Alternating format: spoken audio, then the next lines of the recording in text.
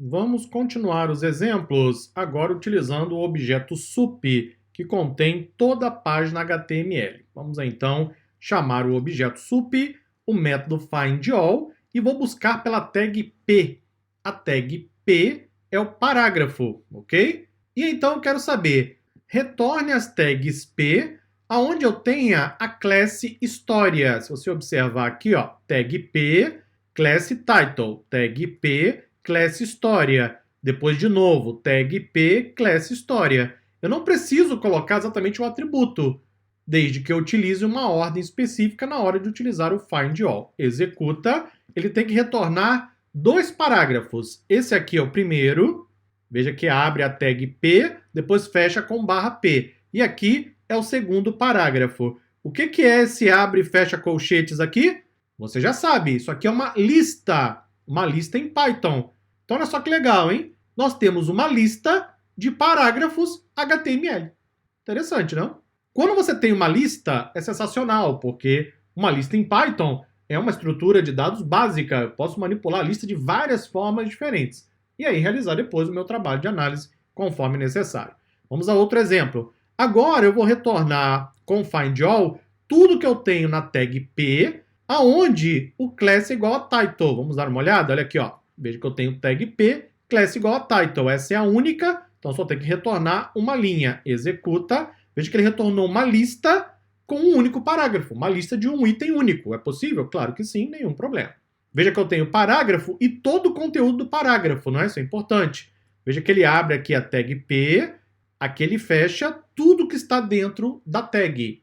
Então eu consigo retornar os parágrafos dentro da página HTML e depois então buscar a informação necessária. Mais exemplos. findAll, vou utilizar a tag p e eu quero o atributo attrs, que são atributos, não é? Eu quero buscar pela class. E aí, class nesse caso é uma chave, porque isso aqui é um dicionário em Python, isso aqui é um dicionário. Class é a chave.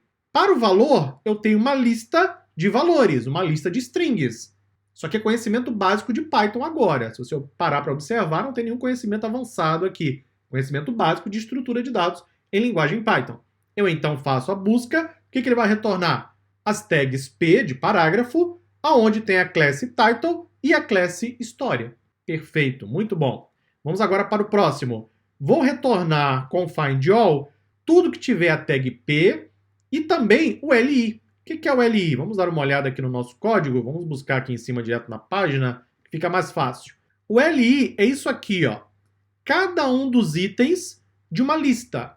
O li indica uma lista. Eu abro com o L, fecho com o L, e então tem uma lista de elementos. Nessa lista, eu tenho cada um dos valores, olha lá. Veja que abre a tag e fecha a tag. Então eu quero parágrafo, só que dentro do parágrafo eu quero retornar exatamente os elementos de uma lista. Executa e lá está o resultado final. Uma coisa importante ainda, hein? Quando você fala aqui em lista, isso aqui é lista da linguagem Python. Aqui o li é uma lista de um documento HTML. Tem que tomar cuidado para não confundir os termos. São coisas diferentes nesse caso. Vamos agora fazer um outro exemplo. Eu quero usar o findAll aonde a string for igual a James. Então ele vai buscar dentro do documento aonde eu tenho o texto James. Executa. Perfeito. Existe James dentro do nosso código HTML. Vamos agora fazer o seguinte. Vou usar a expressão regular. Vou fazer o findAll aonde o atributo texto tiver exatamente as letras JA. É isso que eu quero. Aí eu vou usar o RE, que é o pacote, faço a compilação, formato bruto, retorno o que tiver com JA. Observe que nós temos aqui dois resultados, hein? Tome cuidado que a vírgula pode acabar enganando você. James é um resultado. Então ele encontrou o texto que tem as letras JA. Aqui é outro resultado. Aí você vai dizer, mas espera aí, tem uma vírgula ali no meio. Se você voltar no seu documento HTML, observe o que eu tenho. Isso aqui é uma frase completa. Nessa frase, ele encontrou as letras JA, exatamente na palavra James. Ele encontrou James aqui em cima, então esse é um resultado, e aqui nesta frase encontrou também o JA, que é o James. Tome muito cuidado, veja que tem sempre que fazer o trabalho de quê? De análise, é esse o trabalho que temos que fazer. Vamos agora ao findAll, vou fazer o retorno com a tag A, onde tiver string Jucimar. Então é mais um atributo que eu estou apresentando para você, exatamente string, vai retornar o link. Depois eu vou fazer um sup, observe que agora eu vou mudar, hein? Sup, que é o meu objeto, que contém a página HTML, o L, que é um atributo. O que é o L? É uma parte da nossa página HTML. Eu quero encontrar alguma coisa. Quero encontrar mais uma tag, que é o LI, aonde o atributo dataID for igual a esse valor. Vamos dar uma olhada lá no código. Sobe. Cadê? Veja que eu tenho os LIs, eu tenho os datas IDs. Perfeito. Eu consigo filtrar com L, consigo filtrar com LI e usar o atributo. Aí eu vou retornar exatamente o que eu preciso para a minha análise. Volta para cá, vamos executar. Perfeito, lá está a tag LI, com todo o seu conteúdo, não é? Da abertura até o fechamento. Só que você não quer levar para análise o LI, não é? O LI é só a indicação da tag HTML.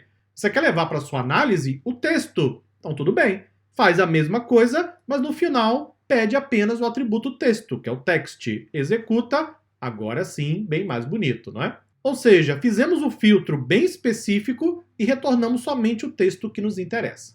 Podemos ainda retornar tudo que tiver no objeto sup, que é o documento HTML, no parágrafo, que é a tag P, e tiver o B. O B é a tag que indica bold, que é um negrito, não é? Que nós usamos frequentemente aí ao trabalhar com texto. Tem alguma tag B? Sim, nós temos exatamente História dos Agentes Especiais, que é um dos títulos da nossa página HTML. Também posso fazer o filtro utilizando o text. Nesse caso, eu retorno sup, página HTML, P, que é o parágrafo, e o atributo text. Aí eu retorno somente o texto, sem o código HTML.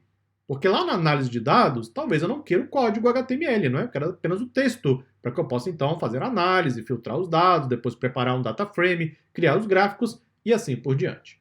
No próximo vídeo, nós continuamos. Até lá.